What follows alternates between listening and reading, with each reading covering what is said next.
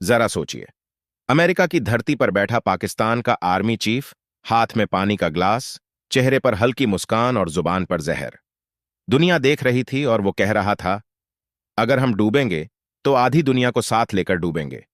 और भाई साहब इतना बोलकर भी नहीं रुके, बल्कि साफ साफ भारत को धमकी देते हुए बोले, जैसे ही भारत सिंधु नदी पर बांध बनाएगा, हम उस पर 10 मिसाइलें बरसाएंगे। साथ में मुकेश अंबानी की जामनगर रिफाइनरी को भी टारगेट करने की बात कह डाली।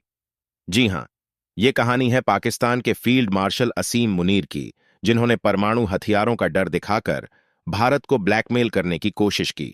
लेकिन पाकिस्तान शायद भूल गया कि ये 1971 वाला भारत नहीं है, ये 2025 वाला भारत है, जो धमकियों से डरने के बजाय उनका जवाब देने में यकीन रखता है।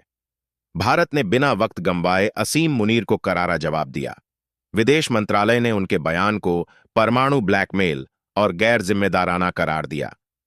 एमईए के प्रवक्ता ने साफ शब्दों में कहा, पाकिस्तान की आदत है कि हर मुद्दे पर परमाणु हथियारों का डर दिखाता है, लेकिन भारत किसी भी धमकी के आगे झुकने वाला नहीं है।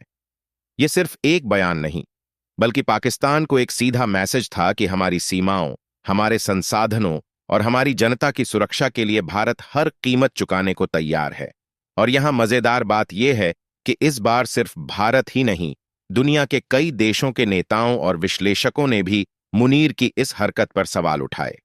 अमेरिका के पूर्व पेंटागन अधिकारी माइकल रूबिन ने तो असीम मुनीर को सूट पहने ओसामा बिन लादेन कह दिया और मांग की कि अमेरिका तुरंत उनका वीजा रद्द करे।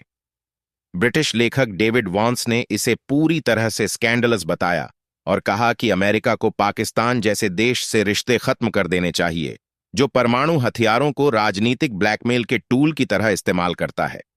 विशेषज्ञों का मानना है कि पाकिस्तान की ये धमकियां असल में उसकी अंदरूनी हालत की पोल खोल देती हैं। देश कर्ज में डूबा है, महंगाई चरम पर है, आईएमएफ के दरवाजे पर बार बार दस्तक दे रहा है और जनता में गुस्सा बढ़ता जा रहा है। ऐसे में सेना और हुकूमत अक्सर भारत विरोधी बयान देकर लोगों का ध्यान असली समस्याओं से भटकाने की कोशिश करते हैं।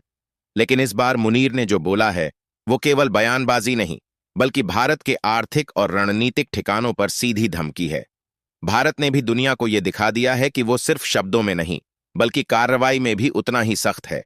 हमारी मिसाइल डिफेंस सिस्टम से लेकर हमारी सेना की रणनीति तक, हर स्तर पर पाकिस्तान के किसी भी दुस्साहस का जवाब देने की पूरी क्षमता मौजूद है।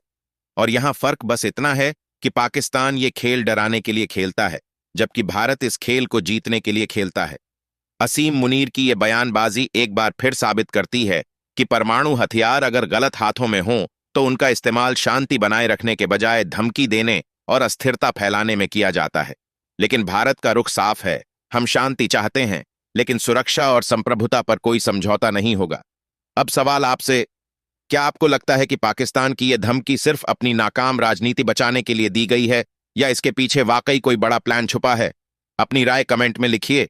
और अगर आपको लगता है कि भारत का जवाब वाकई में दमदार था, तो इस वीडियो को शेयर कीजिए और चैनल को सब्सक्राइब करना मत भूलिए।